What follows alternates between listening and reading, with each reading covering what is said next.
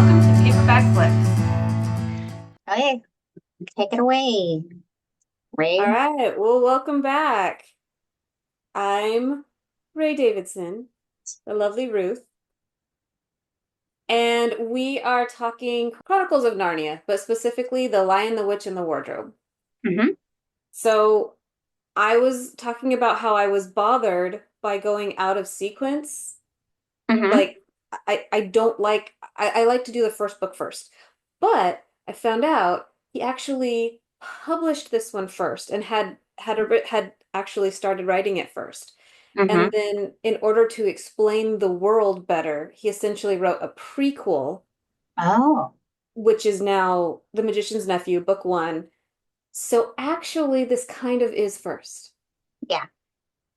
So it's okay. Okay. So before we even get into books and movies, Huh? did you read the dedication for the Lion, the Witch, and the Wardrobe? Love the dedication to Lucy, his goddaughter. Hmm. I love that. I was like, that makes a book so much cooler. You know, Yes. he wrote it for his goddaughter, and like, even, I love the way he said it too. That little girls grow faster than books. I was like, Yeah. beautiful. I like the way he said Yeah. And something about the someday when you're even older and you read fairy tales again, like to your children, that. As that you'll find the magic in this book. I loved that. I thought that was so sweet. I was like, that just sets the whole tone for the rest of the book for me. Like, yeah. Mm-hmm. so anyway, getting into the book, if I did not know that, then I would have thought that it was kind of written very simply, like for a very young reader. Mm-hmm. Did you get that, or is that just me? Times it did feel very simplistic. It felt very like episodic, as in like this happened and this happened and this happened. So that like not that it didn't have like a cohesive feel throughout. It's just that it really felt like you were being told a story, which you are, even from like the very beginning, the way he tells the story. And I got into it. I enjoyed it. At first, I was kind of like, oh, this is what we're doing, but it was fun. Yeah, It was a lot yeah, more show than tell, yeah, and I think that when you do that, that definitely makes it seem like it's for a younger audience. yes, More yeah, influence as you get to older readers. yeah. So as I was reading it, I realized like I was reading it the way that you would tell a bedtime story. Like this almost felt like what's her name? Like Scheherazade, like telling a little bit more story and a new, oh, what about this twist? Like how she had the thousand tales. Like I felt like this kind of was that, like, because if you're just reading it straight through and you're like, and then they had a battle, and you're like, wait a minute, what? That was it? There's three paragraphs, you know? But when you're telling the story and you're like, oh, a giant battle was raging, and then this part happened, and like when you're doing the characters, and so what they're saying and how they're saying it, like how that matters so much more Mm-hmm. than the actual like written story. I felt like that was how this book was written to be told, Yeah. not necessarily to be read. Yeah. Okay. I get But that. And it's a pretty short book too. Like mhm, it's a quick read. Um, which is funny because it's actually quite a lot that happens in a short amount of time yeah, when you think about it. So it's like interesting though. At the same time, like depending on the version of the movies you watch, some of them that takes them a while to get to Narnia, and other ones just like bam, we're in Narnia like that. yeah, So yeah. how do you feel about this book like overall? So I really like it. I feel like he he does the thing where he has a lot to tell you, a lot of meaning behind what he tells you, but he Hmm. does it so simply and so quickly, like you were saying, that you could miss it. And it could just be like a fun little story that, like you said, it's a quick read and you're like, oh, okay, that was fun. Hmm. Lions and magic and whatever. Yeah. But there is so much in that. Like every passage, I was just taking little notes of like little things. And I understand that it was a simile to the story of Christ. Yeah. Aslan Yeah. being killed even though he's innocent, blah blah blah. Yeah. Like I get all that. I see that that is there. Hmm. But every little thing, even like the interactions that they have with the beavers and the things that the White Witch says, oh man, she is such a good Satan. Like she is the equivalent of Satan, you know? And Yeah. she is so good. Everything that she says, like I'm like, listen to it. Like the way she promises Edmund the world. She can't give him that, and she knows it. Hmm. And if he is honest, he does too. And I like how in the book they explain that the magic food actually is kind of like addicting, Mhm. or so much where you only want to have that. So it's Yeah, like magic itself is like working in his mind where he can't stop thinking about it. So it's not just that he's being all selfish, it's also her manipulative magic working on it. right. So it's like a an addiction that he can't get away from. There's the whole concept of the devil does not keep his own. Hmm. Like he will lead you down whichever path he can away from right, and Hmm. then he will not be there to Yeah. support you in the end. In No. fact, he will probably make it worse for you. And she does that exact thing. Yeah. Like, And that's I think that's excellently done in this book, um, because that's sort of the irony of evil in general is that so many people that choose to go that route, there is no reward at the end. There's no real benefit. There's always going to be justice in the end, one way or another, whether you believe in a God or not, or in this life or the next, it never works out. And mhm, to think that somehow laws and right and wrong and everything works for everybody but you. For some reason, you're the special one and you can do horrible things and you'll get away with it. It'll be fine. It never happens that way. right. It's like all these Johnny watched a bunch of different random shows like I Almost Got Away with It or How to Rob a Bank and things like that. The thing is, they talk about the high of like they got away with it, or like I did it once. Then you're like, well, can I do it again? How many times can I do it? It's like don't do it in the first place. And then once you got away with it once, why'd you keep doing it? That's how you get caught. Yeah. Stop. But it's an addiction. You get addicted to the high of doing something bad or drugs, alcohol, sex, things like that. Like these are all addictions that can take over your life. Yeah. And that's what Satan uses. He's, the grand deceiver.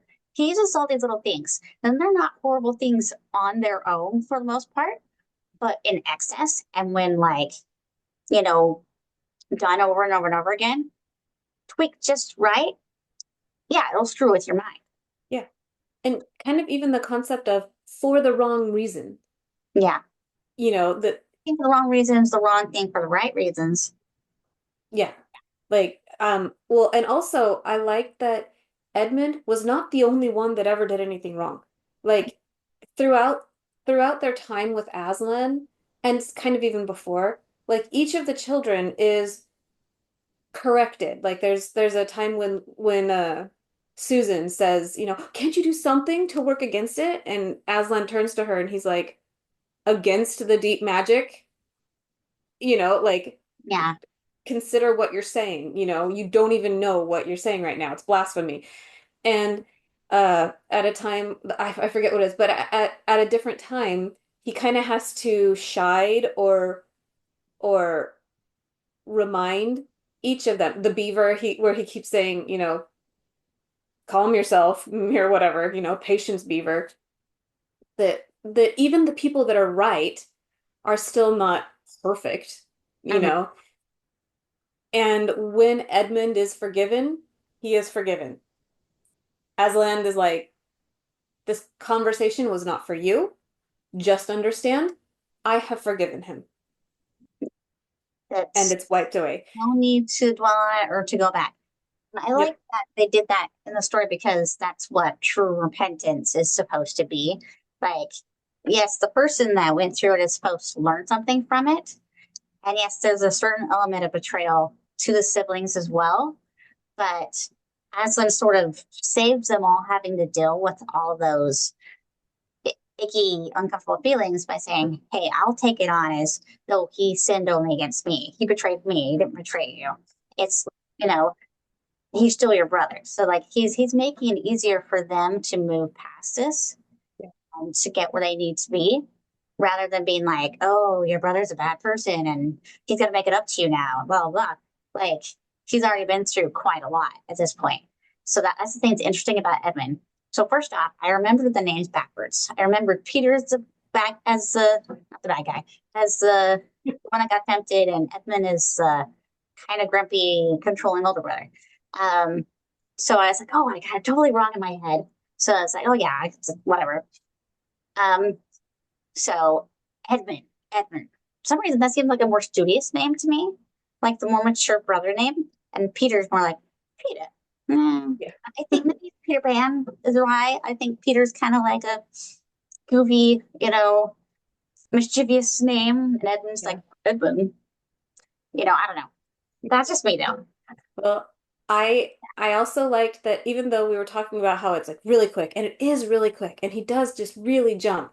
Like there are some things that he'll be describing in detail, and then there are other times that he's like, and then the next day, and you're like, oh, okay, I guess that was done now. Where we were, Um, yeah. but the things that he takes the time to describe is usually the people or the sense that you're supposed to get. And Mm, I like that people or animals, but you creatures. get like you understand who the beaver is. The man and the not man and woman, the he beaver and she beaver. Like you kind of get a feeling for each of their characters Mm, and each of the kids. Like he doesn't have to sit there and say, now Lucy was very trusting and Susan was, you don't have to because he yeah. gives you enough of each of them that you kind of know who they are. You see that Enough of it Susan to does feel like she kind of has to be too. mom. You know what I mean? Yeah, yeah, and like their their dialogue and their reactions and how they do things also tells you things about them. So yeah, Yeah, I think he did a pretty good job of establishing their characters yeah. very, very well. Like I wasn't confused about who they were when reading the book at all. I felt like okay, I knew these people, even though I barely met them, I still felt like I knew these four characters really well. And the same thing with the Beavers particularly, I felt like those two characters were really well written. And like the whole thing of like Mrs. Beaver being like, "Oh, you're gonna be hungry later. You're gonna be glad I packed this before we ran away." They're like, "We don't have time." It's like, "We have time. We need food." So I thought that was great. That's a very practical wifey thing. And that's the Hmm. kind of thing that like you don't think about when you're a kid. And then later on when you're an adult, you're like, "Yeah, dude, I'm gonna start later on. Who knows where we're gonna get our next meal? Like how long we're gonna be out there in the freaking snow." It's practical, Yeah. but it had Yeah. a little touch. It also kind of showed their coupleness, their marital relationship, and I like that. Yeah. Um, so Mr. Tumbus, Calmness. Tumnus. I never say his name right, but anyways, um, in the book, like, how do you feel about like his character in general? So I just said that I feel like I get a good sense of everybody's characters. Tumnus is the one that I feel like I don't get like I'm starting to understand him and then he's just gone. Like Yeah. forever until the very end when he gets changed back. Hmm. Yeah. And I kind of that kind of makes me sad, but also you feel like you know him a lot better because of Lucy's regard for him. Yeah. Yeah. And I think it says a lot about Lucy as a character and her personality that automatically she's like, they took him? Well, we gotta help him. We can't just leave him here. Even though this isn't her country, this isn't her place, this little girl automatically takes responsibility for the fact that this whole thing happened to him because of her. And it's their responsibility to solve it and to fix it. And like her older siblings are like, oh, hold on a second. We're just kids. Yeah. But this is some evil witch person. And we're talking about lions and stuff. Like, this isn't our place. And it's like, yeah, but we made this problem. And I kind of like that about Lucy. It says a lot about her just as a character, but also says a lot about her and her age and where she's at in life. That like she's still fairly innocent in the way that she's like, you know what? You make something wrong, you make it right. You have a responsibility, you do it. And and that's interesting. And then you have Edmund, he's at the place where he's like, he knows right from wrong, but he's like, I kind of don't care. I want to do what I want to do. And which is another age people go through. And then you get to the Susan and Edmund, sorry, Peter, that messed me up.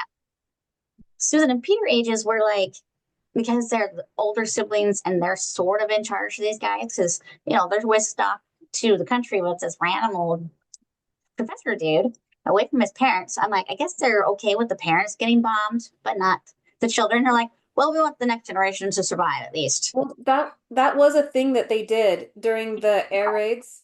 So that I'm really confused by that though. Like, did they not want to live either? Did like why Well, did they all they leave couldn't. London? Yeah, they still had their jobs and they still did whatever they were doing, but Yeah, in order to keep the kids safe, because what can the kids do in an air raid? Like, you know, that's and true. so they just sent them out to the different families in the countryside. That was like a huge thing that Hmm. if we perish, we perish, but our children will at least be safe, I Yeah, guess was true. I could. It seems a little odd to send your child to. I'm like, how old is the professor? And like, from what I understand about this practice and how it works, some people they just put like the tag on the kid and they sent him to on the train and they went to delivered to another train station and somebody just came and like took him in. And I'm yeah, like, they signed for them and how left. different world it was in that time that you could count on the kindness of strangers to take care of your children for you. Right. Like, what a world. I wouldn't trust my next door neighbor, and they're not even bad people. I mean, honestly, like, like it's just, I can't imagine just sending your kid off and like, oh, well, I hope you come back alive and nothing horrible happens to you. I don't know. Part of me, maybe again, because I'm don't trust people or something, or I feel like as a mom, I would be freaked out the whole time they're gone. Yeah. I would feel safer having them right there where I can keep an eye on them. So either I would go with them, and I'm not sure how that would work with my job and our home and everything, Right. or I would keep them with me because, Well, oh, it's also a different, so it was a different time, but also there's the concept like we in America, America is vast. It is a va I mean, if they were sending their kids to another country, it might be different. But I mean, you can travel all the way from like the south of Wales to like northern Scotland in something like what is it, like 8 hours or 12 hours or something? yeah, Like like it's going a little place, it's the from, size of a state. It's smaller than some of our states. And yeah, so the concept that sending you weren't sending your kids all that very far away. yeah, yeah, And yet you felt like here, if they're bombed, they're bombed. I can do nothing for you. yeah, There, if they're not bombing in the countryside, thank you for taking care of my kids, I yeah, guess, you know. And but we're so vast and we're so different. And I don't know. I've never been to England or London. I don't know how drastically different the societies are.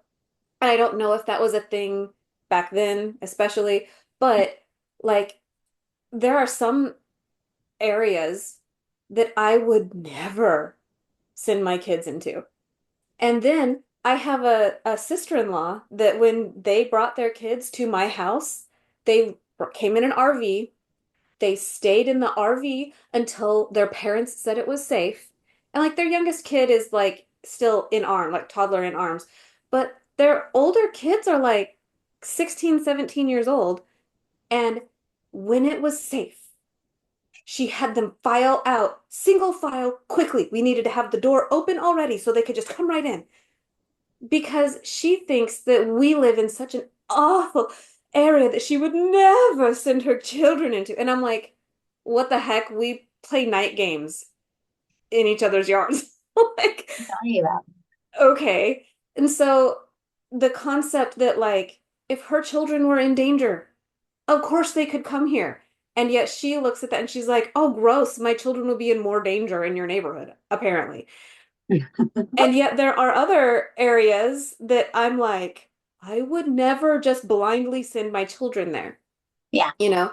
And so I don't know how vast it was, if it was all of the children of London or whatever, Hmm. but I think that there was enough of a kind of communal feeling, from what I understand, that it wasn't as weird to most people. Also, apparently in England or Great Britain, it's a lot more common to like send your kids off to school, Yeah, like, you know, that's and that's common for us. Like that's I guess that's part of why it seems so weird to do. yeah. I don't know. I don't know. I definitely have separation anxiety. I don't know what I'm gonna do when one of my kids actually goes somewhere. Hasn't happened to me yet, but like, I'm gonna probably be sick to my stomach all the time until like I finally get used to the idea of them being adults. I don't know. Like, I don't know if I'm ready for that part of life. This whole having kids and growing up thing happened way too fast. Yeah. I was gonna say, I've got a 19-year-old and she talks about moving out all the time. And I'm like, well, you've been talking about it for like a year and a half now and you still live here. So we're just gonna burn that bridge when we come to it. Yeah, like not that I don't want you to move on and do your own thing. At the same time, I don't want you to move on and do your own thing because I will miss you. And I'm not sure if you're capable of doing it by yourself anyways. Yeah. I I want your bedroom. Also, I know you're safe when you're in your bedroom. Yeah, yeah. I know you're safe here. So yeah. So that's, But cultural difference again, for sure. And then again, the time, like, and maybe in this circumstance, maybe she knew the professor because they knew who was coming for them. Whereas, when I understand, a lot of kids in that time just went to the train station and waited for someone to pick them up. right. So I think this situation, they had some idea who was coming to pick them up. They had an idea where they were going. Again, England's tiny place compared to in America, we're just a giant place. So yeah, I guess like if it was just going to be just another part of Texas, well, Texas is huge too. Never mind. That's not a great example. What's a small state? Rhode Island. Yeah. So if it was just another part of Rhode Island, maybe Yeah. it wouldn't be that big of a deal. You're like, well, they're only like so many hours away. I could imagine sending my kids to Tucson if it meant they were safe because they're not safe here. Like, Not Phoenix. Don't send them to Phoenix. no, I wouldn't send them to Phoenix, but they're not safe in Phoenix. Phoenix, no. But Tucson, Safford, Yeah. Snowflake, just about every, or Gilbert, every other town, essentially, in Arizona would be okay. Yeah, But also, I like that there's kind of a sense of providence, maybe, Hmm. that these children needed to be where they were going to get to Narnia. Do you Yeah. know what I mean? Like, so you're like saying that any old kids that came there wouldn't have necessarily gotten into Narnia, but it was these particular four. Kind of. It's kind of like the concept when two people have a child and you're like, wow, if I had had a child with someone else, it would not be this kid. This kid that is half you and me, Yeah. there's a providence to that particular child. Same. You know what I mean? Yeah. It's kind of that same kind of concept that like there happened to need to be Hmm. two sons of Adam, two daughters of Eve, that happened to be this set of children that happened to be, I mean, I am not the kind of kid that would have run around and climbed into somebody's wardrobe. You know what I mean? Yeah, that's totally me. Yeah. 100%. Especially when I was a little kid. I was all about, I really loved the idea, how small I was. And my thing was to find all the small places I could hide. I was like, every time I went to a new place, I was like, all right, where can I hide in here? And that's what I would do. So I'm See, that person. and I'm kind maybe I'm more of the Susan character because I would have been This is not like, the Lucy. yeah, I would have been like, that's not ours to touch. The McCready, the old lady that was like the housekeeper, she Yeah. said don't touch. So I probably wouldn't, you know.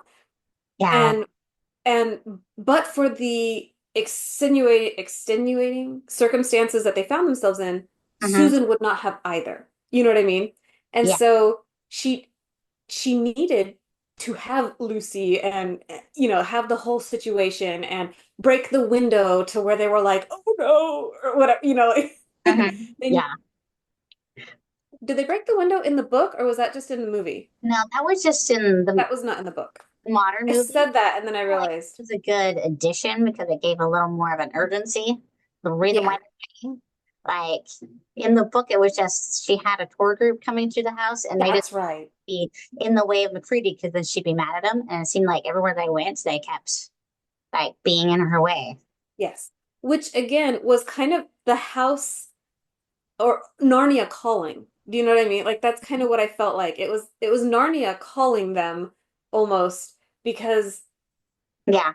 they heard footsteps here and then they ran in here and there was footsteps here and then the door was jiggling and you know and it was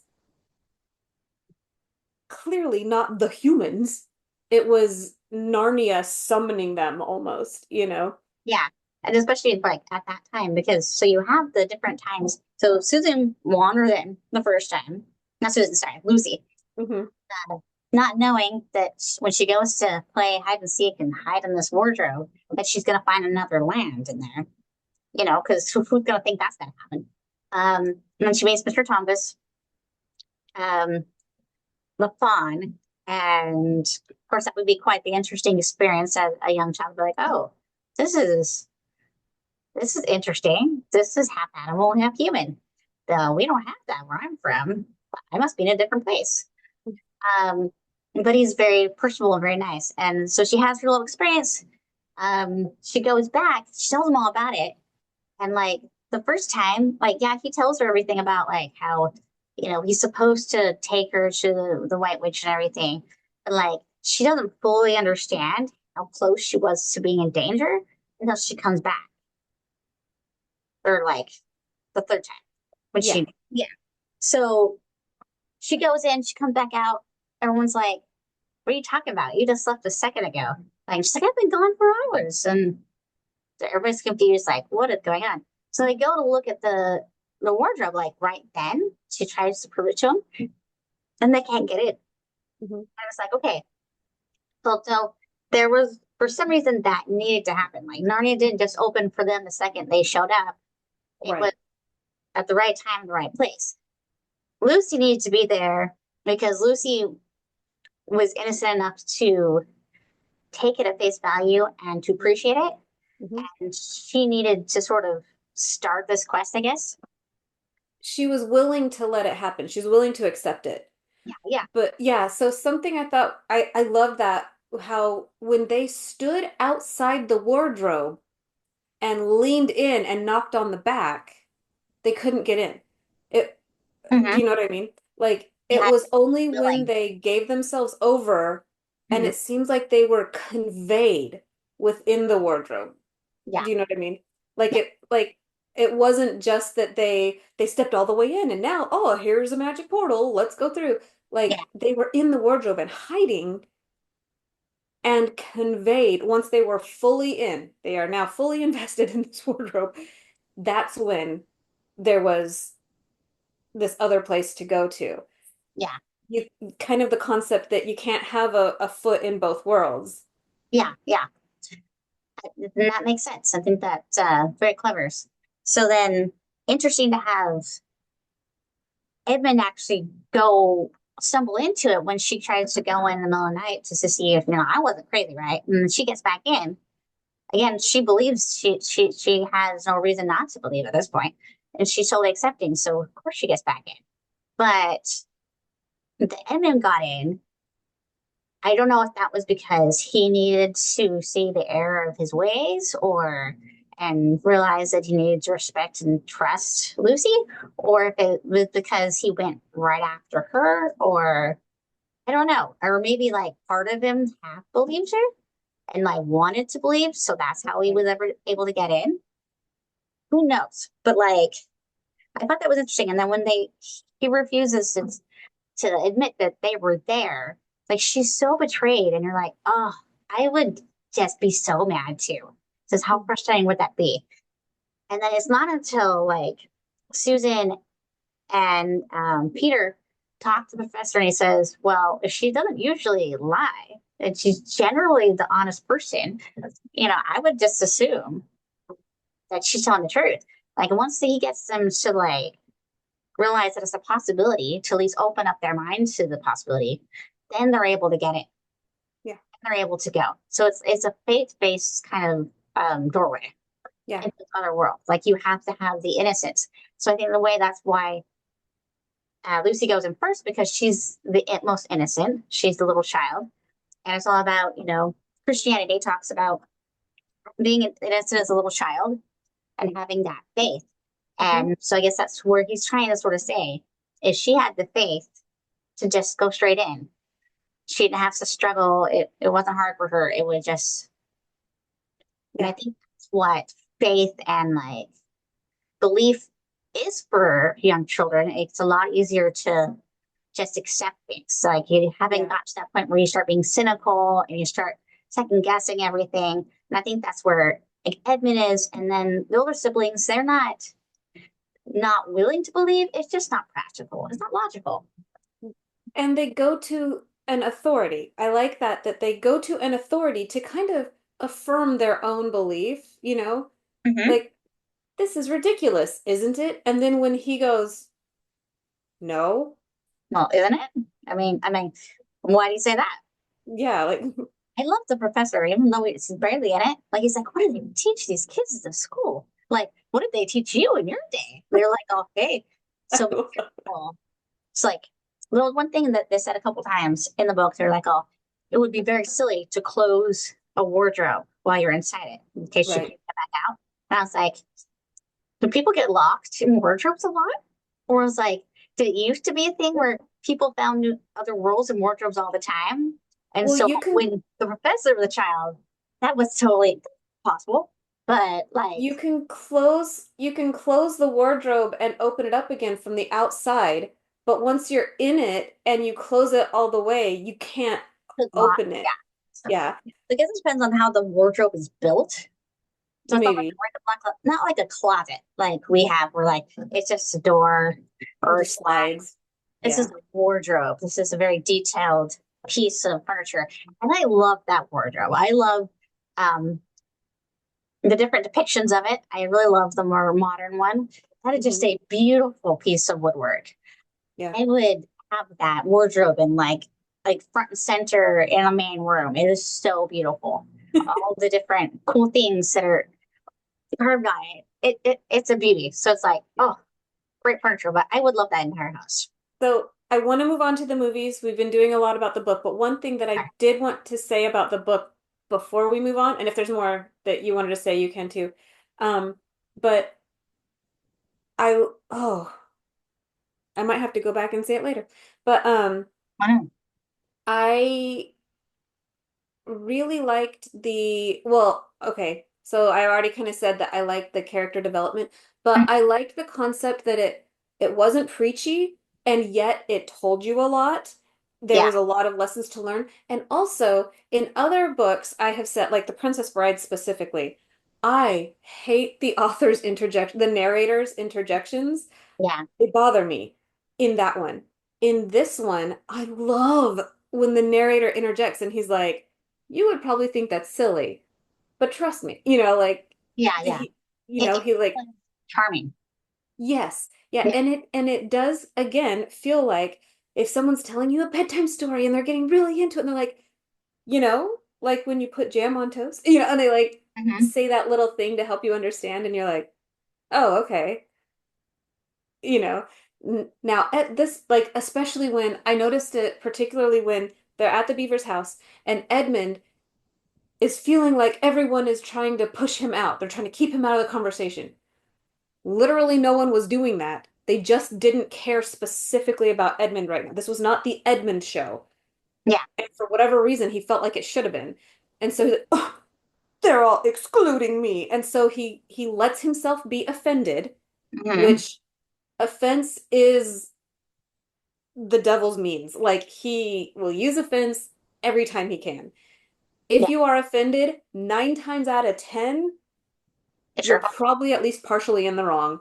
Just saying. Not always, and not the only one, but you're probably doing something, some part of this is wrong on your end. If Yeah. you're offended all the time. Like there are things that do offend, but like when you're that kid that's like looking for things to be offended by, And I think there's those personalities that like they're more sensitive or they're more like paying attention to the nuances of how people say things or they're looking for something. I don't know if it's so much like they know they're doing it, if it's like right. a personality thing, like just how they perceive things, that they're just super sensitive to how people say stuff. They're like, whoa, wait a second. What does that mean? And they just Yeah, mean things that aren't there. And I've known a few people like that where things that were not said were assumed. And it was quite baffling. You're like, I didn't say that. I'm pretty good at saying exactly what I feel. So right. confused right Yeah. now. Or and a lot of times the people that get offended by things that are not there do so because they are the ones that would do that to others. Do you know what I mean? So Yeah. like in the case of Edmund, he is the one that would have tried to shut somebody out just to hurt them. And so Yeah. he finds a situation where he's like, they're shutting me out. They're trying to hurt me. Just because you would do that to them does not Yeah. mean that they're doing it to you. But that is what he goes to. Mm-hmm. And so like but in the book, the narrator takes a second and he says, "Now, this was not actually happening. No one was trying to do anything wrong to Edmund. Mm-hmm. But in his mind, he had convinced himself that it was happening. So here's what he did." And Yeah. that's when he betrays them because up to that point, he has gone along with them. He has tried to do the subtle, like, can we trust him? How do we know she's really evil? How do we know we're on the right side? Tried Yeah. to kind of play the devil's advocate. And Mm-hmm. at that point, he decided they're against me, so I'm gonna leave. And that is when he let evil win Yeah. him, you know? That, And I really like that. I really liked the narrator's cheat to the audience mm-hmm. in this one. I think it was very well done, and I really appreciated every single one of them. So that was what I wanted to say before we moved on. Was there anything else you wanted to say about the book before we move on to movies? Now I think overall I like the story. I like the fun way in which he sort of place the concept of the Christ story into another world in a way in which it could be appreciated outside of religion. Like it could just the simple aspect of the story could be appreciated and still be entertaining to other people who don't believe in Christ and don't believe in God. But they could see why, when you see it this way, you can see why this is such a powerful story, why people are so profoundly like in awe of Jesus Christ, because it's quite the big thing to die for everyone, to put your life on the line for someone else. But they're not innocent. They've made mistakes. They do sort of deserve what's coming to them, but you put yourself before them and you didn't do anything wrong. You were innocent, but like there's something very profound about that kind of selflessness and that Hmm. kind of love. And I think it's nice putting it into something kind of abstract like this, Hmm. where like you can still appreciate like the true heart of what the Christ story is and like Yes. what his character is and like what it represents and why that's so important, why so many people believe in Christ and are Yep. just so like over like people get, and I'm one of these people get really emotional and then they're super just touched by the Christ story. Yeah. So I think this is a great way for other people that like don't believe in God per se or Christ to be able to appreciate the magnitude of that sacrifice and what it means, and Hmm. to put it in a way in which everybody can enjoy it and understand it. You Yeah. know, so let's move to. Yes. So I read my notes. I have two other comments that I'm going to make really quick about the book, and then yes, we're going to move on to Okay, the please first movie.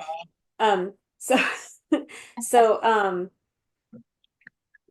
as you said, that the Christ story, and also I love the concept of um the magic before time.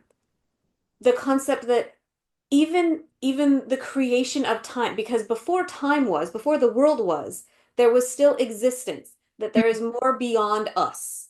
Like we see right here, we have world history, but God has even more than this world history. And so the fact that they hint at it, she knows the deep magic from the dawn of time, from the dawn of Narnia. Yeah. But if she was willing to take a second and look at what was before Narnia, Hmm. she would have known that he's actually fulfilling an even deeper magic, an even more poignant prophecy. So I like that concept. Again, it's not preachy. It puts it out there. It doesn't say consider if you will. It says this is fact. Whether you want to accept it or not, whether the witch wants to accept it or not, whether she even understands it or not, Yeah. this is how reality is. I love that. Hmm. And then also, I don't, I used to not be super emotional. Now I am more emotional. I think being a mom did that to me. But I have never cried when I have read this book before. And this time, at the point Aslan is dead, the girls are there, and he says there comes a point after you have just cried so much that you're in this like blank stillness. He says, I hope that no one has ever felt as lonely as these girls felt. Yeah. But if you have, and maybe when I had read this before, I had not had that experience, and now I have had something enough that, like, even right now, I'm starting to get like a little like choked up. It Yeah. hit me so hard. I had to like stop reading and like clear Yeah. my vision, you know. It was so touching, and I was like, okay, that's an excellent author. Yeah. That like I get it. C.S. Lewis is an excellent author anyway, but like there are some authors that are very acclaimed and they don't really affect me. Yeah. Okay. That is so hard that just putting that out there, that I think every human at some point in our life has had an inkling of that, if not fully experienced it, and it changes you. And the concept that he put it in there so simply in a child's book, essentially, that to me, like I was like, that, if nothing else, that should touch every person. And that whole part with the girls walking him there and being with him, again, Touching his mane. yeah, like he's pet me, be with me, I could use some company. Like, again, I'm seeing it from the perspective of a Christian and saying, oh, this is the Garden of Gethsemane, them walking Mhm. with him and, be with me while I go through this. And then, he goes and does the crucifixion essentially. Like they can't go with him to that. Like they has to do his own thing. But I like that even in when he does come back, the stone table cracked, just like the stone in front of his tomb cracked. I love that. I was like, that's profound. And like I love the way he explained it, like they weren't even looking when it happened. So like all they know is that some big thing happened and they're too terrified to even look. But they know they need to. They're like, what do we do? So everything about that part was just really, really well written. So Yeah. And the concept that he fulfilled the old law, and so it was no more the law of Moses for Christians. yeah, so it's like the stone table wasn't necessary anymore because the ultimate sacrifice had been made, which is essentially what Jesus was trying to tell the Jewish people was that yes, this is what we've been doing up to this point, but you don't need to do sacrifices anymore because I'm going to give the ultimate sacrifice. What you've been doing has been, necessary to remember and understand what I'm about to do. And now things change. And I think sometimes when it comes to, I think a lot of things, maybe especially religion or traditions, um, you kind of get set in a way where you're like, oh, but it has to be like this.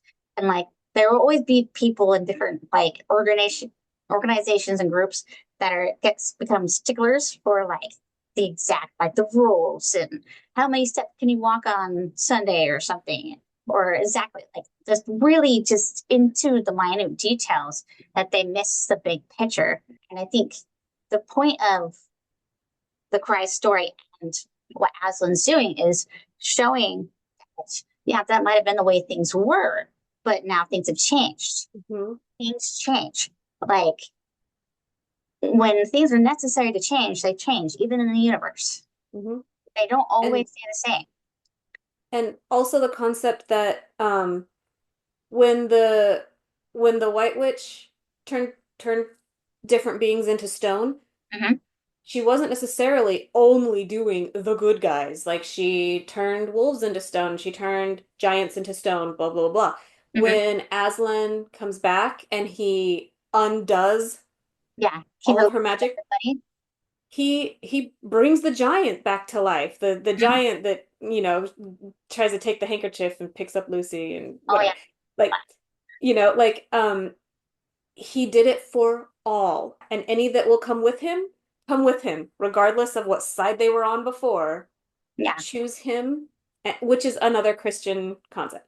yeah, So, exactly. yeah. And that's another thing that people had a hard time with when Christ came is they expected that he would just gonna be there, the Messiah was just gonna be there for the Jews. That he wasn't there for the Gentiles. They were chosen. But they didn't understand is that he was meant to be a savior of the world, not just for the Jews, but for all mankind. And I think a lot of people got hung up on that notion. He's well, you're associating with, criminals and prostitutes and Gentiles and like you're mixing everybody together and that's not okay. That like they're not worthy. And it's like, who are you to decide who's worthy?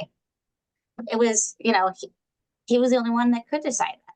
So essentially that was the same thing. Like Aslan didn't like decide, well, some of those guys are good, so we're gonna just wake up the good guys and leave the Right. rest of the guys who are all bad.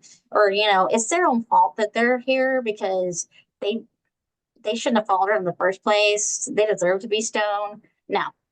Like he went in and they saved everyone. And I love that and that the whole representation of resurrection, how resurrection wasn't possible, truly possible to that point. It wasn't for everyone until then. And then it was like, you're no longer a slave to the grave. And I was like, that's just so cool. Like, I love all the symbolisms. I think it's really well done. It's just so clever. And yes. So, uh, Okay. movies, which one do you want to talk Yeah. about first? So, okay, so did you get to see the older one, the older live action? Okay, so the BBC. Yes. Yeah, okay. So I could not get a good version of that. Oh, yeah. I'm dependent on streaming. I didn't have any hard copies of it. And the versions that I got, So, where did you watch it? what, Where did what? you watch it? Like on like BBC streaming or something? Or No. Well, so we tried to get it on our Plex server, and then okay. when that didn't work, I went to my sister. She has a similar thing, and I forget what it's called, but a similar thing to like a Plex. Anyway, it Oh, was yeah. a really small image, and the audio was awful, and so Yeah. we tried to watch a couple of scenes, and it was just not working. So I did not actually get to see that, but you did, right? So I went out of my way to buy the DVD for the cartoon, the BBC one. I had to wait forever for the BBC one to come for some reason. So I watched, of course, the modern one was available just to watch right away. So I watched that with my kids first off. And I was like, well, probably a bad idea to watch that with them first because now they're not going to watch the other two. Because after you watch that one, it's like, why go backwards? Yeah. So yeah, So, I tried to watch it. It was actually rather boring and I fell asleep. So I watched it in like patches. So I okay. kept waking up and going back to sleep and stuff. And I was gonna try to watch it again, and my husband's like, "Nah, it sounds like you're just gonna fall asleep again." So, Yeah. So mm, there is something to say about that, that this is an awesome story and we all know it and we all love it and we know that it has been done in ways that is gripping and whatever. And yet you can almost take it too seriously and you can be too dry. And yeah, apparently that's what this old version was. I know that I've seen it before. I've seen it when I was very young. And so I wanted to see it again now because I felt similarly. I remembered not really liking it, and I was hoping that I would like it more as an adult, Hmm.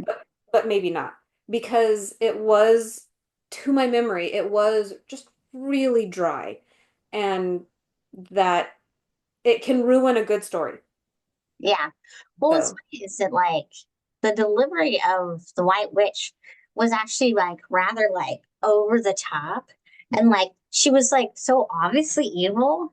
And then she tries to dial it back, like, oh, I was looking for a little boy like you. And then she was like, oh, like the second before. And like she was so over the top and so melodramatic. I'm like, that's got to be the worst actress I've ever seen a BBC thing ever of all times. Like, sorry. But like, yeah, sometimes BBC things can be a little like corny, but generally they're still charming. Like, I feel like most BBC like actors and things you see on BBC have a certain level of like quality. Yeah, it's not like movie quality, but it's like really good television quality. yeah. You know, so this study was like, oh my gosh, this is like Power Rangers bad. Like, like no, just way over the top and silly. And I was like, oh my goodness, this lady.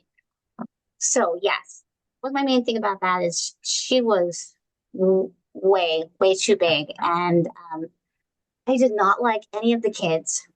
So first off, it wasn't as distinguishable between the ages of the kids because like Lucy wasn't as young as she should have been, and then Edmund and Peter looked almost the same age, and then Susan looked quite a bit older than everybody. And then she was so watered down, Susan, that she had no personality at all. Like she had a personality in the book. She had a personality in like the more modern movie, maybe a little bit in the cartoon, but like she was just totally just no personality, super boring. And like the Peter and Edmund relationship was again, it was kind of corny over the top. And they made like Edmund like super snarky, like this too much. Like it looked like it felt like they just like tried to push everybody's personality in extremes. Like I don't know, it didn't work. And then I really didn't like the girl who played Lucy. And I don't want to be mean, but I couldn't get over her teeth. I don't want to be mean at all, but they're really big teeth. And like she was always like, I was like, that's just the way she delivered things and said things. And I was like, oh, it was so bad. And then Mr. Tumbas, oh my gosh, he's in this whole fursuit thing. So for some reason he's wearing a coat and everything when they're out in the snow, of course. And then he gets in the house and takes it off. And I know they did that with James McAvoy in the modern version, which this is the first movie I saw James McAvoy in was Narnia. So the modern one. Mhm. Like for some reason, it wasn't weird with James McAvoy that he wasn't wearing a shirt when he got inside the house. I don't know if it's because he wasn't like all hairy up here, but it was, I don't know. I didn't like the way, like the costume design for Tumbas in the BBC one was kind of, kind of creepy and a little awkward and uncomfortable. It's cringy, as my kid would say. Like it just, I kind of felt like he was naked in front of her almost. It just felt so wrong. So 1988 is when this BBC one we're talking about came out. So because it's in that time, they don't have the special effects that we have now. They don't have computer animation. So with doing the animals, they had a combination of like 2D animation and people in animal suits. And oh man, it was bad. It was bad. It was so bad. I think it would have actually been better if they just made all the animals like either puppets or like all cartoons. Like they had like some cartoon stuff just mixed in there with the live action. So like if there were Pegasus or something that had to fly, that's what they did. Whereas everything else is live action or in a costume. But at the same time, what they did with the Aslans is they had kind of like I'm not sure what they did with Aslan, but it was a lot better than what they did with everybody else. And I was kind of like, what could you do the same kind of footage or like whatever you did with Aslan for all the other characters. I mean, I don't know. But they made him look decent and like he was talking and stuff. So I didn't understand. why it was kind of all over the place that way. And it was boring. Like it took forever to get to Narnia. And then it kind of felt like bad television. I don't know. Yeah. That's like, I don't know how So you can take a story that's that good and just suck the life out of it. But they did. there I would is not recommend watching it. there is some BBC. See, that's it's sad to me. I wanted to like it, but I never saw it, and so maybe I just wouldn't have anyway. But there is Yeah, a certain element of the BBC stuff that seems to be like maybe they use stage actors or something, yeah, they, and on film it's not right. But I know oh, what's his name? Ian McKellen? Is that who is Magneto in yeah, X-Men? oh, yeah. Okay, so he did a BBC film of King Lear, and everybody's like, "Oh, he's so magnificent." No, he's not. It's awful. It's unwatchable. And it's Ian McKellen. And a lot of people are like, because it is him and because it is BBC Shakespeare, it's a masterpiece. No, it's not. If it was literally any other actor that had done this, everyone would have thought it was hot garbage. And because it's him, they're like, oh, then it's high art. And I feel like BBC kind of gets that sometimes, where Yeah. people are like, oh, the BBC did it. Quality. No, there are some BBC things that that are quality, Yeah, like no, Pride and yeah, Prejudice, 6 hour version on first. It is a masterpiece. It is beautifully done. It's awesome. So you have things like that that are really well done. And then you have some other BBC stuff that is like, yeah, it's not the same. So just yeah, because it's BBC doesn't mean it's all the same quality. yeah. So So, all right, well, so would not recommend. would not recommend. Although it is kind of funny in this badness. It's horrible enough to be entertaining. So I just wouldn't watch the whole thing because you might fall asleep. Um, All right, well. so do you want to talk about the cartoon next? So, yeah, I want to talk about the animated one. So, I do have a question. Did you watch the British version or the American version? I'm not sure. It I is the same animation, but they had different voice actors, oh and I've seen them both. oh okay. I didn't know And there was a having difference. seen them both to be able to compare them, I hate the British one. Okay. Well, maybe I have the British one. I'm not sure.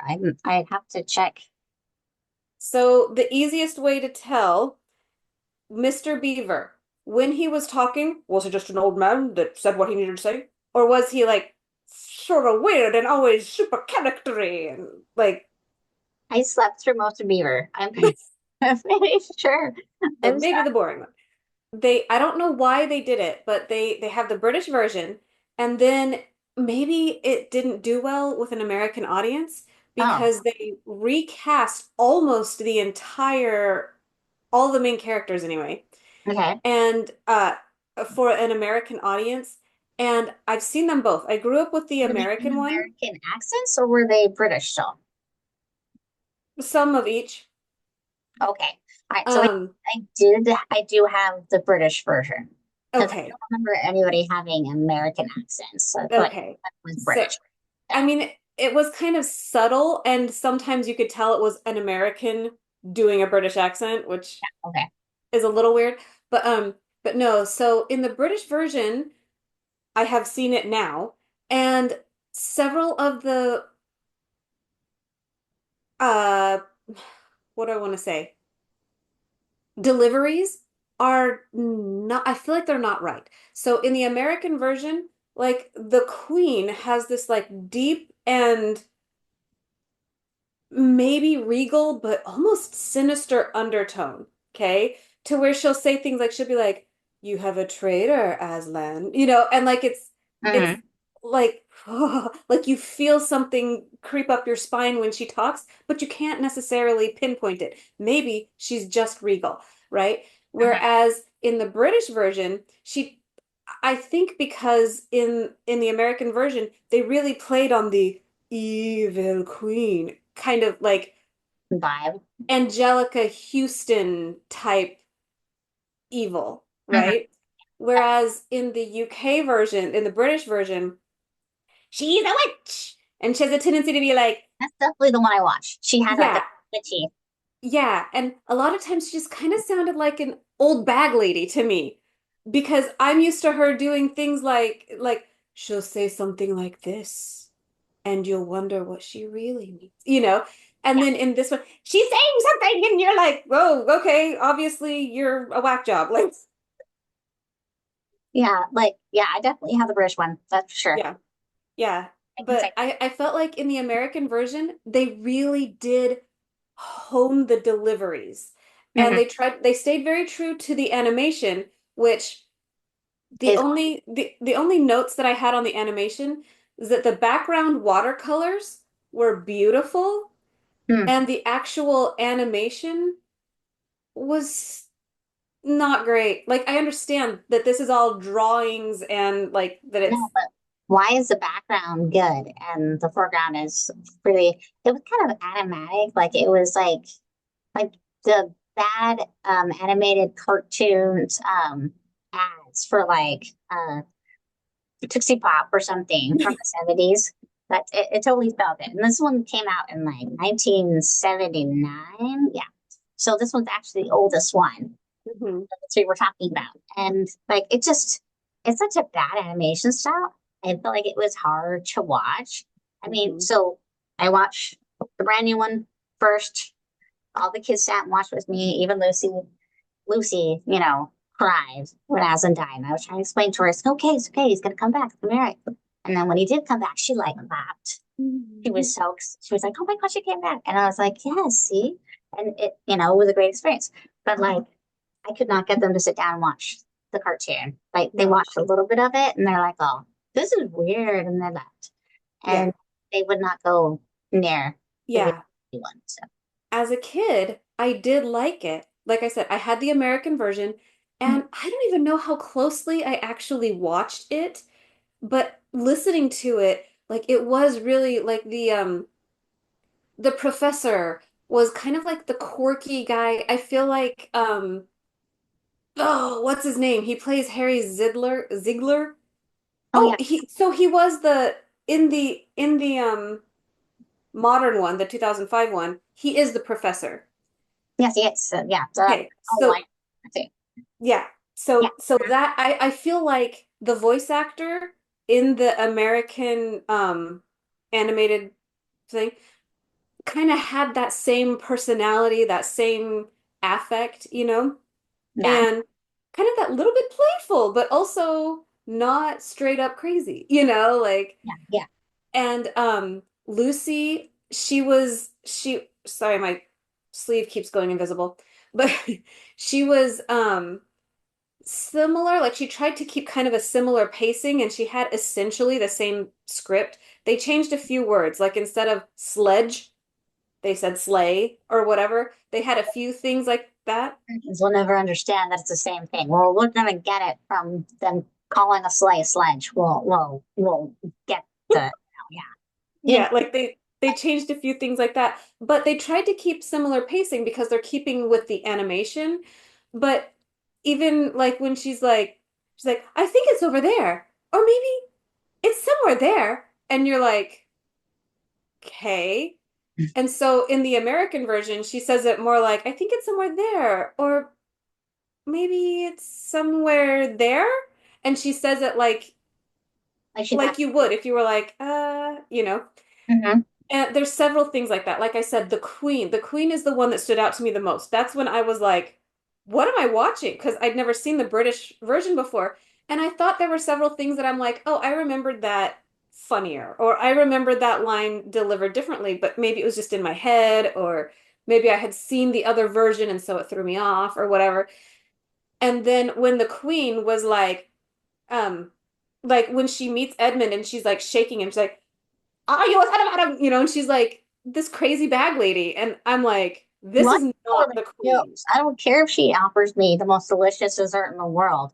She acts that way when she first meets me. I'm out of there. Yeah. And the delivery in the American version is she's like, are you a son of Adam? And like she just had this like almost this like more like, oh my gosh, like almost like she's scared of him, like, you know what I mean? And so then when he's like, I'm a boy, and she's like, and when she changes her mind, it sounds like, to hear her voice, it sounds like she's like, oh, well, I'm so sorry. Like she doesn't change the words that she says, but she changes her delivery to make Yeah. it seem like she's like, oh, please forgive me. Oh, well, come and sit by my side, sit on my sleigh, and, how can I make this up to you? Kind of like that's the image that you get just from the different delivery, Mm-hmm. you know? And the characters are more charactery. Like I said, the beaver in the British version, he's like, well, it's time to go. Here we go. This is the house, time to be on the way. And he's just saying his lines.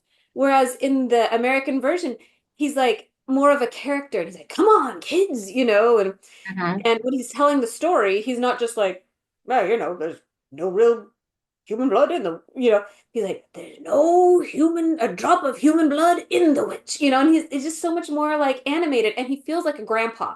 And my favorite line when I was a kid, my favorite line was Mrs. Beaver going, she's talking about if you ever see Aslan face to face, and she's like, and your boots aren't knocking, your knees aren't knocking or whatever, and she goes, you're either braver than most or else just silly, and it just was so funny. Like I heard my grandma in that. And then in the British one, she's like, well, you're either braver than most or you're else just silly. Blah, blah, blah, blah. And they just moved past it. And I was like, How? okay. And so I was like, my guess is they did the British version. They tried to give it to an American audience. And America was like, sorry, we're not entertained by this. And so they had Americans do it in a way that would be pleasing to us. Yeah. I think Aslan had the same name, had the same voice. I think that was all the same. Okay. But just about everybody else was different. Mm-hmm. And also in the cartoon, for some reason, they changed Margram's name to Fenris Ulf, Okay. the head wolf. Oh, And okay. so when Peter becomes Sir Peter Wolfsbane, Yeah. he becomes Sir Peter Ulfbane. Well, wolf is a word for wolf. Wolf, yes. It's meant to be like a pup, not like a full grown wolf. Yeah, but why they changed Margram to Yeah. Fenris Ulf, like I didn't understand the purpose of that, No. Especially when like but we understand. Yeah, whatever. yeah, well, and also when the kid in the cartoon, the kids are just already there. It's already You're Lucy you're stepping into the wardrobe. like already at the professor's house. You don't get any of the on the train or getting there. Or why? Oh Why my, they're there. they're just all of a sudden they're just a bunch of kids just living here. Like so, Yeah. there's almost no backstory, and it's kind of like, well, why am I? Why do I care? Who are these characters? Mhm. Like, what's going on here? So one thing that I thought as a kid, and I kind of understand. So as a kid, I was like, I think it would be so cool to be able to like step into another dimension. And then I was like, oh my gosh, but what if I like got married in that world and I had kids and all of a sudden I accidentally almost come back to this world? What happens to all my kids and whatever? And then like as I we were going through this time, I was like, oh right, they're the only humans in Narnia, so There's nobody no else babies. caring. But anyways, yeah. So unless you're gonna get involved with, beavers and things, I mean, they're centaurs. That's an interesting thought. Anyways, and bombs. Anyways, we're gonna step away from that. So yeah, I never saw the cartoon of the kid. So I never saw the American version. Clearly, I have the British version. I knew that there was a cartoon, but I never saw it. So this was my first time seeing it was like as an adult. And I think maybe if I had seen it as a child, it might have been a different experience. I saw it as a child. I liked it as a child. Yeah. I don't like it now. Like, Grew up with the American version though. yeah, I did grow up with the American version. You grew up with the Listening better to version. it, what's that? You grew up with the better version to begin with. Yes. Yeah.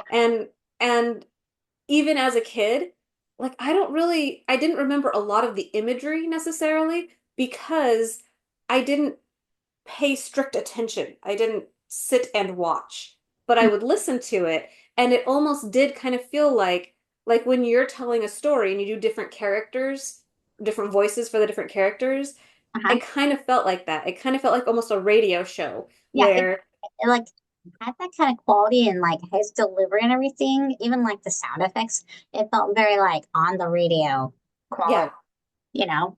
So yeah. it's So interesting you say that. so yeah, imagery, I didn't like it, but American uh voice cast, Yeah. I actually did. I was very entertained by that. Okay. Maybe I'll have to go find the American version. So, well, let's talk about the 2005 modern version of the movie. So, what are your thoughts? So I I liked it when it came out, and rewatching it again, I still like it. I don't know if I like it wasn't one of those that like this movie changed my mind, life. This movie affected me greatly. However, I felt like in all places it did a decent job. It told the story. It did also kind of strip away a little bit of the meaning for the Hollywood of it, Yeah. Okay. but not enough that I felt like they didn't do the story justice. Yeah. Okay. I agree. Um, I will say, so you were saying the first thing that you saw McAvoy do was this movie. Yeah, it might have been the first thing I saw him do. The first thing that I recognized him from though was X-Men what was that? When he's Professor X, before Yeah. he's Professor X. Um First class. so in my mind, Professor Xavier is Tumnus. Okay. All right. Yeah. But but also I love James McAvoy. I don't know why. Like there's just like certain actors that you just are like, Yeah. yep, and he's one of them. Yeah. So He's good. His delivery for Mr. Thomas, he made him very vulnerable and like very likable. Like there, you don't have any, you don't suspect at all that there's yeah. anything out Well, out of sort here. Like he seems like and the you most charming person in the world. yeah, and you do kind of get that moment like when he first meets her and he's like, "Okay, this is weird. What happens when I meet a little girl in the woods?" Well, I don't let her just wander around in the woods. I guess come back to my house because otherwise you're unsafe. Like, I know, like but then you do you kind of think get he's this, just trying to make her comfortable and like keep her safe, but there's yeah, really an alter motive there. But like you really don't get that until like he starts playing the flute in like the modern version, where it's yeah, supposed like in the BBC version there was a little bit of a like just a little bit of a like something about the delivery of that guy that felt I might be a bit suspicious of this dude. yeah, But Gene McAvoy, he was so pleasant and so yeah, likable, so vulnerable. Like even when like he did the part where he breaks down and cries, I felt like it felt so bad for him. And like, oh, I'm so sorry. Like that you felt like you do need to do this because of me. I'm sorry I put you in this situation. Like you feel bad as yeah, Lucy. Like you identify with Lucy as like, oh, it's all my fault. I'm so sorry. I should have just wandered into your world and put you in this difficult position. And that's yeah. what the other thing is. I like the kid actors in this version. Um, I like Lucy. I think she has kind of a simple sweetness about her. Mhm. Like she's not like the best child actor in the world or anything, but she's not horrible. Yeah. Again, the first thing I saw her in, the first time that I saw this actress was in, I think this might have been the first thing that she did, or Okay. one of the first things, but the first thing I saw her in was Jane Eyre. She plays young Jane. Okay. And so I kind of felt like I think this actress was kind of the it girl for a time. Like, you know how there's like just that actress that suddenly gets all the roles or whatever. Yeah, yeah. And she was kind of that for That age. UK work for a while. Hmm. And she plays the plain but possibly cute innocent girl. Yeah. Okay. She kind of is typecast for that. but she does it well. Like I didn't doubt her sincerity, Mm-hmm. you know. But she's fine, but she's definitely the most likable Lucy of all the versions. Hmm. I felt like she had a good rapport with Jane McAvoy. Hmm. You know, I felt like you had a sense that she actually liked him and he liked her and that they became friends in Yeah. this tiny amount of time. So I like that. I don't know what I was gonna say, really. Um, I I loved um the fact that you felt Aslan in Liam Neeson's performance because I mean, that is the pivotal role. This isn't really the Lucy story or the Edmund story or really even the White Witch's story.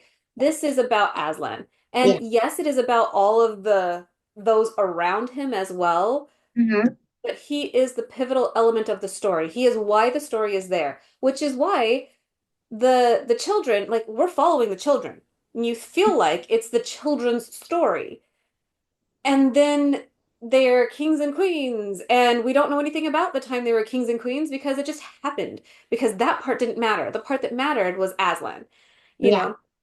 And then going forward with the other books, like they're either not in some of them or they uh serve different purposes or whatever, like this Hmm. is the Chronicles of Narnia is Aslan's story to give you. You know what I mean? And Yeah. so I feel like the movie does a pretty good job at you're seeing it from their perspective, and this particular part of the story is focused on them. However, you understand that this is Aslan. And in the book there's a phrase that they use several times that he has velveted paws.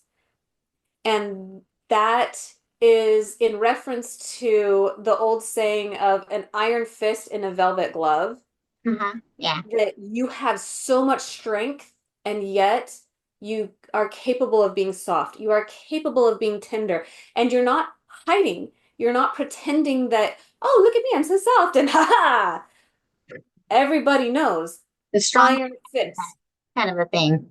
but you're capable of being gentle and loving and whatever. And that I feel like Liam Neeson's performance, even though he's not physically there, but the conveyance that he has and the way that they did Aslan, the way that you see him, Hmm. that production was so well done. You see the emotion and it's not weird. You know what I mean? Yeah, Like, like you have a computer animated lion having facial expressions, talking, and it totally like you can see emotion. Like you yeah. can totally buy it as, realistic. Like you don't, and that's the thing is I really liked it when I first saw it, and it's been 20 years since this, Hmm. yeah, literally 20 years since this movie came out.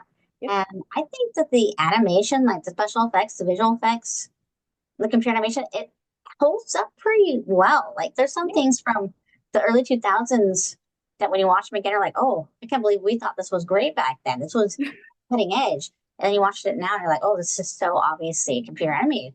I don't feel like this movie had a lot of those moments. There's maybe a couple, but Aslan is definitely not one of them. Like Yeah. it's really well done for any time. And also, Liam Neeson is the perfect voice. Like he has like a deep resonance, but so it's kind of like a gentle giant kind of presence. Like you get that he's strong and that, he commands respect, but it's not because you're scared of him. It's because you're on him, of him, like, and you love him and you feel that he loves you. And I feel like Hmm. that's a great representation of what Christ is supposed to be, of like his love. Like, and he was a man of power, but he wasn't there to take over the Romans or to be master or bring glory. He was there to be a servant, not a master. Right. The son of God, but that's not why he was there. He was there for the people. And the same thing with Aslan. Yeah, it's Aslan's story, but she's there to take care of Narnia. He's there Yeah. when Narnia needs him, but he's not there to be their king and to be worshipped. That's not what he wants. So I think it's beautifully done. That part is great. Perfect casting for Aslan and his voice. Yep. I feel like so I forget her name. The I'm not Witch. her name now. What? The Witch. Witch, yes, the actress. I'm trying to I Tilda I Swinton. should know it, but Swinson. Swinson. Yes. So she's a very good actress, and there's very few things that she's done that I didn't like her in. But like, I feel like she does a great job in this. I feel like so her performance is like the best blend of all the different versions. Like she's not way over the top, but she's not dull, and like there's definitely nuances going on. yeah, I feel like maybe your American version of the cartoon yeah, like is close to what we got from her. Like, so yeah, first off, you have like the dwarf just goes after Edmund right away with a knife. You're like, oh my gosh. But then she's like, oh wait. So it's like there's subtleties. You can tell, you can see the wheels turning in her head. You can see through her body language and like the way she says things, like that she's maybe not trustworthy, but she's not doing it in such a, it's not so obvious that Edmund should be running the other direction, right. you know? Well, and she does that whole like when you look at her, like you just look at her and you see her, and if you are like, oh, she's evil, then you see evil. Uh, And if you don't know any better, and she's like, oh, I'm the queen. I'm not evil. I don't know what's going on. Some perspective, people say yeah. nasty things about me because, they're Mm. the bad guys. And you kind of go, oh, yeah. Yeah, I get that. Like, I've had people say nasty things about me, and yeah, although some of it might have been true, I don't like people say nasty things about me. I'm like, "Oh, I'm not a bad guy. Yeah, so like he automatically can identify with her. He's like, yeah, and she plays up to his vanities, and she gives him this nice stuff, and like her delivery makes you feel like if you were him, you would actually believe her that she's not bad. Especially when she gave you this nice stuff, and she's like, "Oh, come, come." Like, yes, she's firm. She's like, "No, you can't come without them. You can have them more trips to light until you bring them." Like she's, very firm, but you don't get the sense that she's bad. right. Well, and She's really looking. she's a queen, like, Mhm. and especially I know in America, like kings and queens, like that's kind of it's almost a mythological creature unto itself Yeah, it's kind sometimes. of thing for us. Because, like, I guess the closest thing we have is maybe celebrities or the president, but no president is king. As we have learned through the series of these last presidents, that one side or the other is like, he'll make himself a king. And yet it never happened. You know what I mean? Like, that's not really a concept that we have. But to an English boy, like, oh, she's a queen, if she's not getting her way, if she's like, oh, bring your siblings, and he's like, man, they're not special, and she's like, I said bring your siblings, don't question me. Like, oh, Yeah, right, sorry, Your Majesty. Like, yeah. It's like what? he instantly acknowledges that she's an authority figure, Yeah, and to him, he doesn't exactly see that as necessarily a bad thing. right. And so, yeah, another thing I want to say is I do really like the kids in this one. I feel like Edmund is very good. I really love the Edmund actor in this. Like he did such a good job of being, kind of just a very relatable slash annoying brother personality. Like you could see sort of his perspective of things, but like he's just being a big brother. He's not really bad. He just kind of like, you know, but like you can see his reasoning though, like where he's like reasoning things away. You can see where like he's perceiving things. So he's deciding to see things a certain way. And like, Well, yeah. yeah, I like that they give you a little bit more backstory without going too far outside the scope of the actual story of Narnia, right? So you get to see them in London during an air raid, and they're running to the bomb shelter, and he suddenly goes, "Wait, Dad!" And he runs back for the picture of Dad Mhm. because he's a boy that loves his dad, and And for sure, his what he father. has is a picture. Yeah. Like he and then for Peter to turn around and be like, You put us all in danger. Like you kind of see a little bit of this constant. So then later when Peter is like talking to Aslan and Aslan's like, "Where's your brother?" And he knows Aslan knows full well. Like that's the thing. Like Aslan knows. Yeah. And he says, "Where's your brother?" And almost like letting them choose how they're going to answer that question, you know? And they're like, I think it's Beaver actually that answers for them and says, he's betrayed them. He's gone to the White Witch, you know? And Peter suddenly says, I think I'm partly to blame. I was angry at him and I think it turned him. Yeah. It pushed him Because, away. Yeah. yeah, because you see this where Peter is like, I'm the man of the house. You did it wrong, and Yeah. he Like is seeing he's the the, letter of the law. yeah. But he's also And trying to be Edmund, like the big brother slash parental figure here. right. Sort of the role you have to deal with as an older sibling is that yeah, you're their friend, you're their brother, but or sister, but you're also in charge. And especially Yeah. with mom not being there, Yeah. he feels like this extra sense of duty now. Yeah. And you keep seeing, and he points it out. He's like, Peter, you're not dad. Quit trying to be dad. Susan, you're not mom. Quit acting like you are. Lucy is not just some stupid baby that everybody needs to coddle all the time. Yeah, Why am I everybody's punching bag? Like he already feels that. And that's why, like, you see him just be like, no, I was just playing. We were just playing pretend.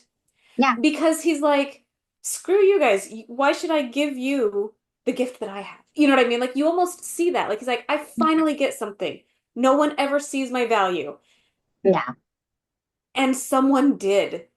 Why would I give that to you? Even though eventually he knows she has asked that they come, but he kind of wanted to hold on to that little bit that was his. Like you see that. You may not agree with him, but you see why he makes the choices he makes. yeah, And then you see as he starts to like even when he's going to the witch like you kind of see this concept of like he's trying to in the book and in this movie he's trying to convince himself so hard that he is right. He's like, I'm yeah. doing the right thing. Of course she's the good guy, right? Yes, no, why am I questioning this? Like he's like Mhm. yes, this is the right thing. I'm doing the right thing. They are the bad guys. Like he has to keep repeating himself and convincing himself. And then he goes to her, and by the time he's talking to her, you almost get a sense that he's like, well, I'm in this now. You're like, I've made my choice. I'm Yeah. not here. Like there's no going back. And Yeah. the line that the head of the wolf guard says is all, oh, well, welcome, fortunate favorite of the queen, or should I say unfortunate. Yeah. It's like that right there was just a really nice little line just to be like, hmm, you think you're special, but you might be special, but not in a good way. Yeah. And then I I still like like that. that I like that in the movie they have him go into the cell and Tumnus is there. They have the little prison. And that's something that's not in the book, but I felt like Yeah. that was a nice touch, a nice addition. Yeah. And he actually has to kind of admit to Tumnus, he kind of has to confess his sins. Yeah, Like he has to have that moment of like, you're the friend. You're I'm the reason you're here. yeah. But And unwittingly, he told the queen all about you. Of course, he didn't yeah, know that he shouldn't. But if he had right, anything, the queen would have never known. That that right. was Lucy. And now all of his siblings are in mortal danger, also because of him. You know what I mean? Like It was my fault. he had to own up to his sins. He had to confess it, to the person that he hurt. Yeah, I like that little extra moment of Edmund's character development. And Yeah, I think that in because of this movie, more than the book even, he becomes my favorite character because that's the character I like. I like the character that either chose evil and had to redeem themselves and does it, or has every opportunity to choose evil and doesn't. Yeah. Does the hard work to not, or to get out of it when they do. I like that character more than the Lucy, even though I want all my kids to be Lucy. I want all my kids to just know the right thing and trust the right thing and Yeah. be Jesus number two, you know? You know what I mean? Yeah. But we can't all be that. Like, and sometimes we Right. have those moments, but we're all They, going to have our moments of doubt, and we're all going to have our moments where we're too demanding of other people, like Peter, or, we're too smotherly. I feel like the four kids, they represent us, and they represent the 12 apostles, they represent the followers of Christ. I feel like it's really well sort of shown, like all the different things that we do. Like, we're gonna make mistakes and we're gonna rationalize, but I am doing it for the right reason. And so you were talking about Peter, how his name sounds more like it would be the younger brother's name, like yeah, the not as responsible one. But something that my sister and I were talking about when we were watching, actually we were watching the cartoon, but we were still talking about this, that if Jesus is Aslan, then Peter is more or less Simon Peter. Simon who is called Peter. right. Oh my gosh, you just blew my mind. Yeah. Blew it. Like, yeah, okay. All right. So I don't know if that was on purpose, but we were like, huh. And his name is Peter. Pretty sure that is. So he, at first, he doesn't deserve his name, and then he becomes Right. ours And band. and the concept that like he was very letter of the law. He was like, I am going to, and Aslan kind of had to be like, that's great if it serves the right purpose, Right. You have to be able to bend, though. you know? Yeah. And so the concept that here's Peter, hint, hint, and then he gets his name, he gets his knighthood after he realizes I need to serve the right purpose, regardless of whether it is what I understand the rules to be, Yeah. and my rules need to serve the right purpose as well. Yeah. Like It needs to be for the as right reason. yeah, Like, he humbles himself, and then he's able to do what he needs to do, able to kill the wolf, who's able to. These are all like crazy, scary things they end up having to do. And having to go to war with all these monsters and crazy creatures, and they're children. They're not yeah. prepared for war, but like, because of the growth they go through in a short amount of time, they all kind of just they become who they need to be to become these kings and queens by the end. It's quite interesting. Yep. Yeah. So what else did I talk about? So overall recap, book, I highly recommend. I feel like people should should read it at different stages of their life. I feel like every kid should read this or have it read to them. I Mhm. feel like in your high schooly developing your own opinions time, you should read it or reread it and see if you get anything else out of it. Maybe it doesn't speak to you. And then like he says in the dedication, when you're the grown up and you have perspective now, Mhm. read it again.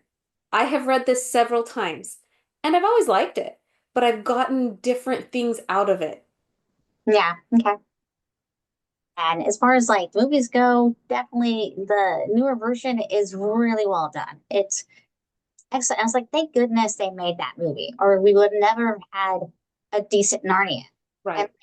I get that the other eras, like, they didn't have the technology to make these fantastical characters. Yep. So they did what they could with what they had. But even then, within the scope of what they had, they could have done better. I liked that I could sit with my kids, and my kids are older. So my youngest one is 11. And when we sat and we watched it, we they were all present for it. I never like make them sit and watch, but I watch it in the family room, usually when everyone is there, so that if people want to watch with me, they can. Yeah, it's And except for Flowers in the Attic. I did not watch that with my kids. I didn't explain. Whenever my kids are like, when they were really little, I would talk to them. But for the last several years, when they're like, he just died? He's not gonna die, right? And I'm like, watch and see. Why would he say that? Watch and see. My kids, Like, they're always doing that. I'm like, I'm not going to tell you. You got to freaking watch the movie. I'm not going to ruin it for you. yep. And like when Aslan is killed, like they're like, so my youngest, so they just killed him? She just gets to win? And I was like, frankly, sometimes the bad guy seems to win. Yeah. Just keep watching, you know? They might get a win here and there, but in the end, they don't win. Yeah. Justice will prevail. And that's And what's important about the story. yeah. And I felt like my kids had come to a point that they needed to see that. They needed to see, like, look how bad it looks. Yeah, it looks like she won. She thinks she won. She's wearing dead Aslan's hair as a mantle going into battle against Yeah. his people. Like Yeah. she's like, look at this, fools, Yeah, sometimes it feels like evil is winning. Watch and see. Yeah. Don't give up. Just Yeah. keep pushing forward. It's Yep. darkest before the dawn and all that. Okay. So that's Narnia, the Chronicles of Narnia, Lion, the Witch, and the Wardrobe. Yep. So, Um, I do want to put in the little note that Christian or not, I think that this book and that movie has something for everyone. yeah. We talk a lot about the Christianity of it because we are Christians and that's just what we do. Yeah. So it has Even like if, a deeper meaning for us, but I think there's meaning to be taken from this, no matter who you are. It's yep, about like persevering to the end, about um, not just giving up when it seems like something's not going your way, yeah. about not just assuming that people are against you. Like, there's a And lot of lessons to learn in it. yeah, the concept that your choices matter, Yeah. but they don't have to be final. And it's like, this is like my personal saying, like, if you never get up, you can't fail.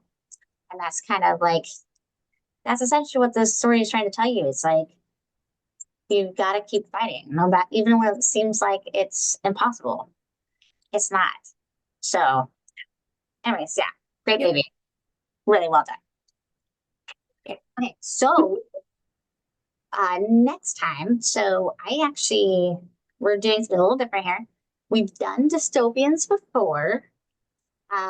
We're not going to do another one from that series that we did before, but anyways, I watched this movie recently on Netflix that just released a version of it. And this is a book that my sister tried to like peddle at me back when she worked at Barnes and Noble, and she was like, then then she went on to be like kind of like the school district's like library. She got all like the book stuff for them or something, or I don't know, something like that. So my sister was kind of like a book drug dealer for a good portion for like 10 years or something. Like in some form or another, she was always trying to push books at me. But this is something that she recommended to me a long time ago, and I never read it. But I watched the movie and I was like, yeah, you know what? I liked the movie. I did. So I'm interested in seeing how different the book is. So the book is by Scott Westerfield, and it's called Uglies. That's the first book in the series. It's a dystopian. For Paperback Clicks, I'm Ruth Paddock, I'm Ray Davidson. and we will see you guys next time. Bye.